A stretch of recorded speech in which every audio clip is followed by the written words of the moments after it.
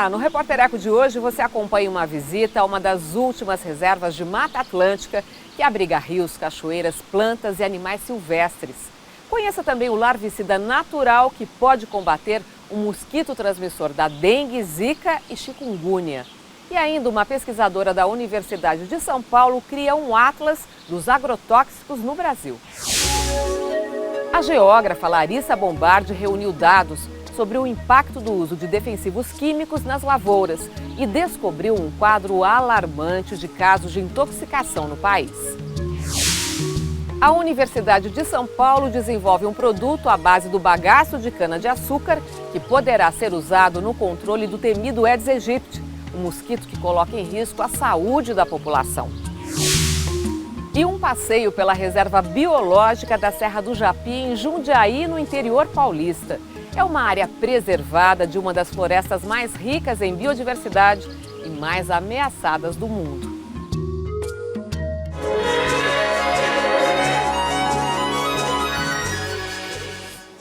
O Brasil é campeão em consumo de agrotóxicos. Uma geógrafa da Universidade de São Paulo fez um mapa que relaciona os casos de intoxicação com o uso de defensivos agrícolas.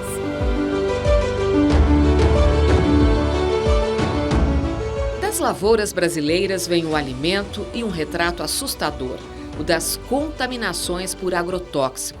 Meu propósito foi entender o porquê dessa lógica. Entender por que o Brasil é o maior consumidor mundial de agrotóxicos e entender qual que é o impacto disso sobre a população brasileira.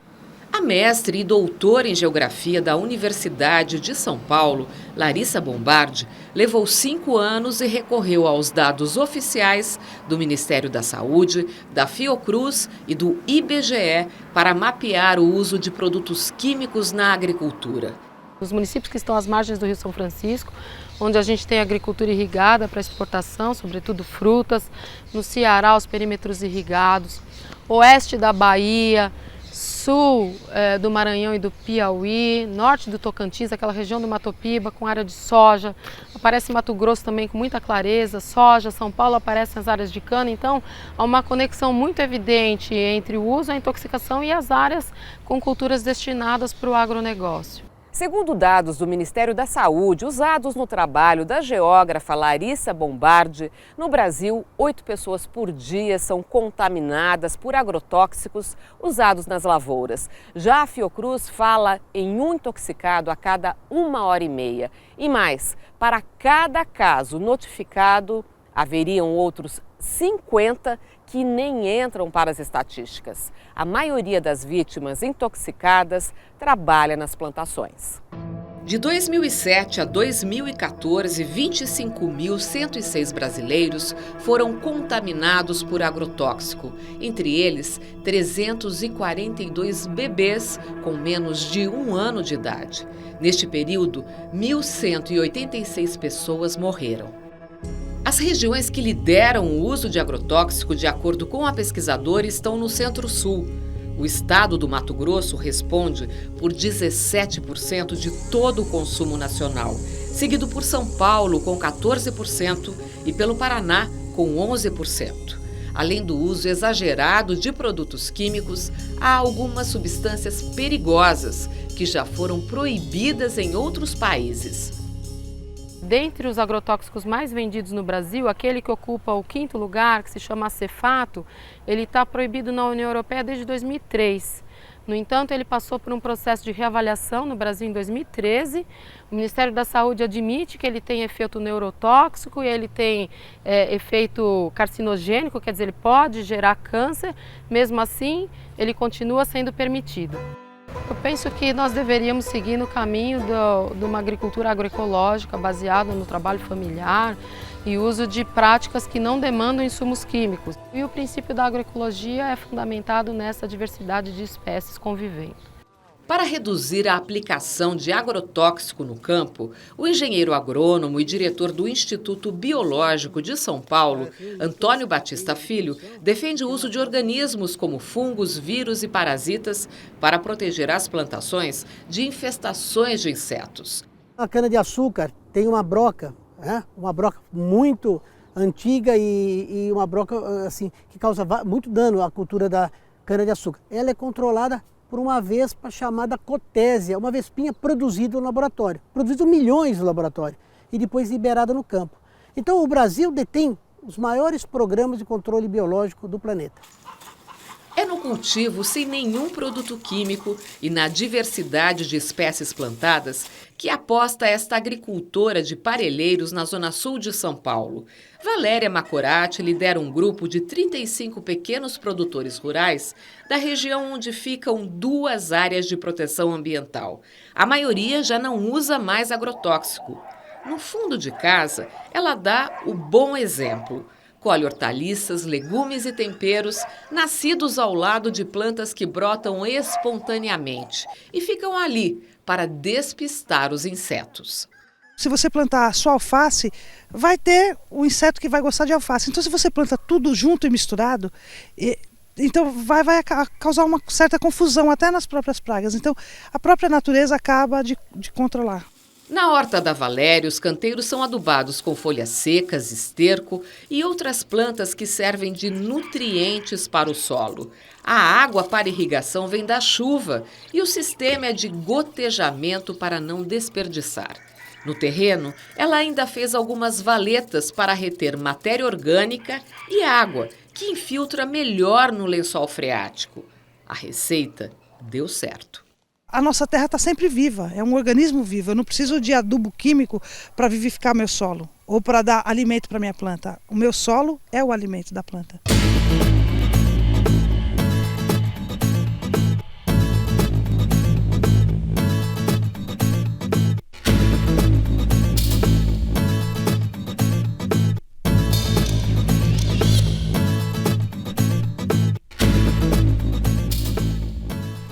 Você acompanha agora alguns dos fatos e pesquisas na área de meio ambiente, que tem destaque aqui no Repórter Eco.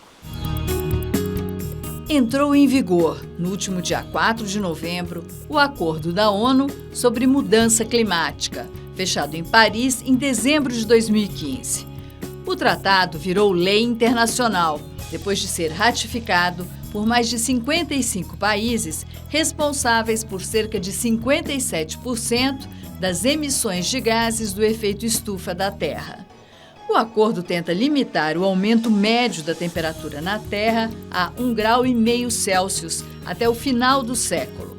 Os países signatários, entre eles o Brasil, devem agora cumprir o compromisso de adotar uma política nacional de metas para reduzir suas emissões, como o controle dos desmatamentos. A Comissão Baleia Internacional adota medidas mais rígidas para controle da caça ao animal feita pelo Japão.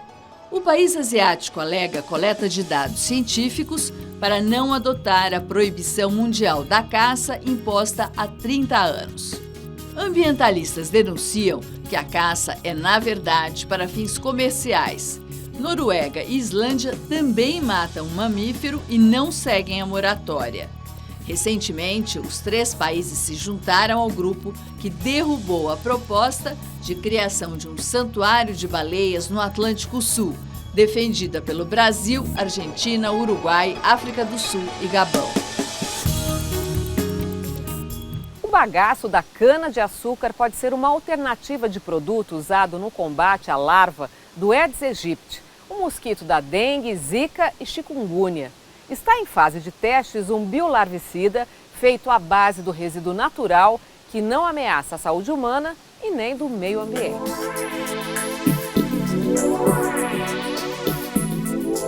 Embora não aconteça naturalmente, água e óleo podem se misturar. Para isso, precisam da adição de um surfactante, substância que torna os líquidos solúveis e cria uma emulsão. Na manufatura de detergentes, na manufatura de cremes, de shampoos, na indústria de tintas, todas usam surfactantes. É um produto extremamente importante no nosso dia a dia. Na maioria dos surfactantes, eles são produzidos por processos derivados de petróleo. A versão biológica de origem orgânica dos biosurfactantes ou biodetergentes é estudada pelos pesquisadores do Departamento de Biotecnologia da Escola de Engenharia de Lorena, da USP, que fica no Vale do Paraíba, interior de São Paulo.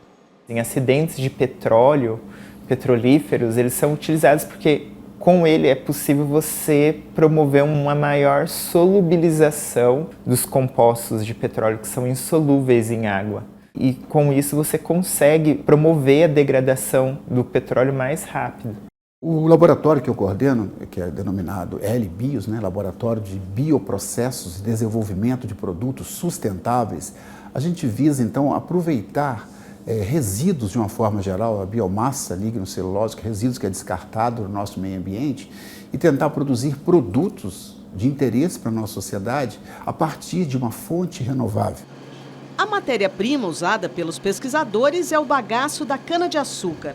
Orientado pelo professor Silvio Silvério durante o doutorado, o químico Paulo Franco, agora doutor em biotecnologia, descobriu um biolarvicida que elimina as larvas do mosquito Aedes aegypti, transmissor da dengue, zika e chikungunya.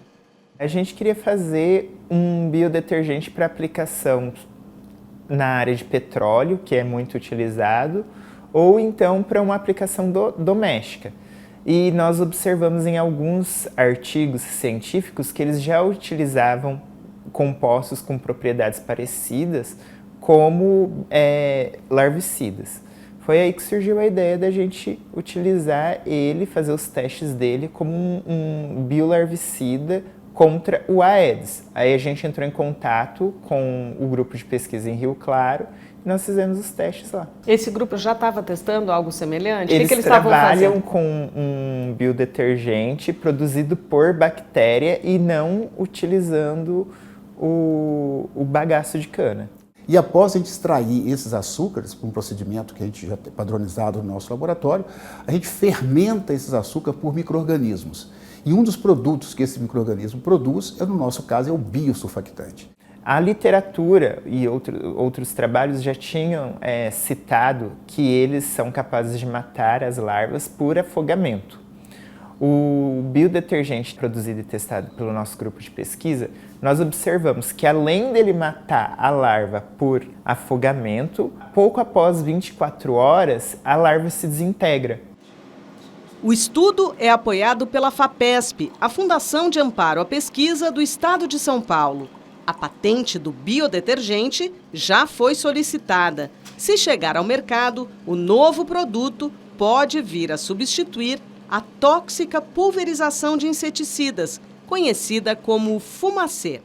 É um produto biodegradável, não vai causar nenhum impacto ambiental, nenhum desequilíbrio ambiental e também não é tóxico para os homens, animais, plantas.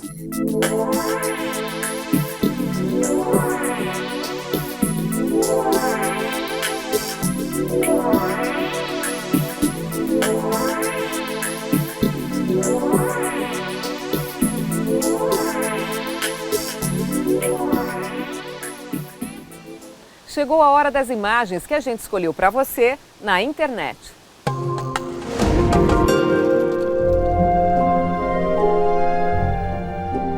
Este vídeo fez sucesso entre os apaixonados pela vida silvestre. Uma fêmea de lontra parece ninar o filhote enquanto flutua de barriga para cima. Cuidadosamente, ela deixa fofo o pelo denso e impermeável do bebê. As cenas foram registradas em um centro de animais aquáticos da Califórnia, nos Estados Unidos. A lontra é um mamífero carnívoro. São 13 espécies diferentes, distribuídas em quase todos os continentes, exceto Austrália e Antártica. 2 das espécies são encontradas no Brasil. É um animal das águas. Pode viver em canais, lagoas, rios, estuários, costões rochosos ou praias. Excelente nadadora, se alimenta de crustáceos, peixes, anfíbios e répteis. Tem dentes bem afiados e patas com 5 dedos com membranas que ajudam a se mover durante o mergulho. Além dos primatas, é um dos únicos animais capazes de usar ferramentas, como pedras, para quebrar conchas de moluscos. Tem, em média, 1,30 m de comprimento e pode pesar entre 5 e 14 quilos. Na natureza, vive até 15 anos. Aos 2 anos, atinge a maturidade para procriar. O macho decide ficar só depois de acasalar, enquanto a fêmea cuida do filhote até o 1º ano de vida. É nesse período que ele aprende com a mãe a nadar e a procurar comida. A lontra, um animal importante para o equilíbrio da natureza, mas muito ameaçado pela poluição das águas. Serra do Japi é uma das últimas áreas de Mata Atlântica contínua no estado de São Paulo. A parte mais preservada fica em uma reserva biológica, onde existem animais silvestres. Mas para a área se manter protegida, é preciso evitar a interferência humana. É o que revela um estudo feito na Universidade Estadual de Campinas.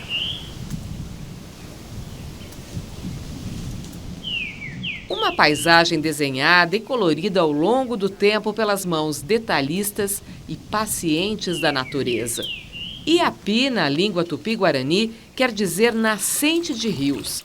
Talvez por isso a Serra do Japi, nome inspirado no conhecimento tradicional indígena, nos reserve lugares como este. Água fresca e cristalina brota das nascentes, desce pelas cachoeiras, segue cortando montanhas e vales em meio à floresta atlântica em vários estágios de conservação.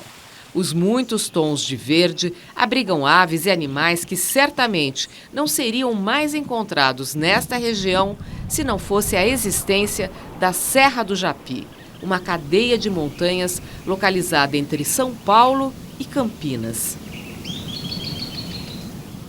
Serra do Japi tem cerca de 390 km² de extensão, dividida em 4 municípios: Jundiaí, Cabreúva, Pirapora do Bom Jesus e Cajamar. Na região de Jundiaí nós temos cerca de 190 km² e 20 km² é a reserva biológica municipal. Ela é a única floresta tropical do mundo sob um solo de quartzito. Então nós temos aqui uma condição bastante interessante, é um solo extremamente rochoso, extremamente ácido, onde nasceu essa vegetação de Mata Atlântica. Então ele é um objeto de estudo bastante interessante aí para os pesquisadores. A Serra do Japi está distribuída em áreas com diferentes graus de conservação. Ela faz parte, por exemplo, de uma APA, Área de Proteção Ambiental Jundiaí-Cabreúva. Tem trechos dela em zona de conservação da vida silvestre e zona de conservação hídrica. A serra também foi tombada como monumento natural do estado e está no interior de uma área maior, declarada pela Unesco como Reserva Mundial da Biosfera. Mas é na Reserva Biológica, unidade de conservação integral, onde a floresta é mais preservada. Aqui só são permitidas atividades de pesquisa e de educação ambiental. A fiscalização da reserva é feita por homens da Divisão Florestal da Guarda Municipal de Jundiaí. O superintendente da Fundação Serra do Japi, Flávio Gramolelli Júnior, explica que as propriedades particulares que ainda existem dentro da reserva estão em processo de desapropriação, mas admite que a pressão no entorno da área é muito grande. Existe uma pressão imobiliária, onde as construções elas vêm avançando, principalmente nas bordas, né? E isso vem causando alguns problemas, por exemplo, com a fauna, né? Aquela fauna que vive no entorno, elas vão subindo aqui para a serra, e aí você começa a ter as competições entre as espécies. Nós temos alguns problemas de caça, nós temos problemas com queimadas, com incêndios, os balões são dos principais problemas que geram esses incêndios. A bióloga Mariana Reis escolheu a Serra do Japi para sua pesquisa. Constatou como as ações humanas no entorno da reserva impactam os bichos. Ela considera que as estradas que cortam a serra, o crescimento urbano e também a caça estão entre as maiores ameaças a espécies silvestres importantes. As espécies mais atingidas elas foram o sauá, o cateto, as espécies de veado e a paca. A paca ela é vista aqui na região como uma carne bem apreciada para caça ilegal. Então a gente acredita que isso, essa sensibilidade dela, ela foi a que mais apresentou uma resposta negativa, tá, a esses impactos. isso deve estar com certeza influenciando de alguma forma essas suas populações. Sim, a jaguatirica foi bastante afetada e lembrando que o papel dela ela é bem importante ali como um carnívoro, controlando as populações de presas, influenciando toda a cascata trófica, ou seja, quando você tem uma população desequilibrada de predadores, a população de presas acaba aumentando demais e a população de plantas acaba sendo impactada. Segundo a bióloga, a reserva da Serra do Japi passou a ser um refúgio de vários animais. A principal conclusão da pesquisa da bióloga Mariana Reis é que para conservar de forma efetiva alguns mamíferos de grande e médio portes, é preciso criar mais áreas de proteção integral, ou seja, com pouquíssima interferência humana. Conservar integralmente a floresta significa manter o homem afastado e garantir os serviços ecológicos prestados por todas as espécies vegetais e animais.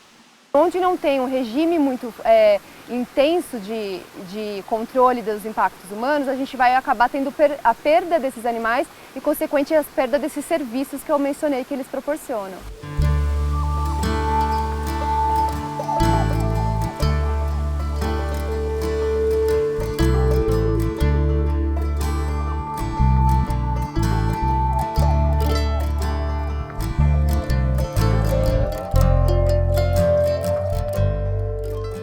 Você pode rever as reportagens pela internet. Anote o nosso site tvcultura.com.br/repórtereco, também pelo youtube.com/repórtereco, TV Cultura, tudo junto. E não esqueça de curtir a página do programa no Facebook.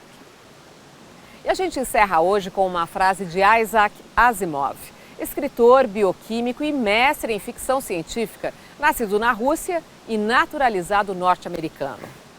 Nenhuma decisão sensata pode ser tomada sem que se leve em conta o mundo, não apenas como ele é, mas como ele virá a ser. Repórter Eco, até o próximo programa.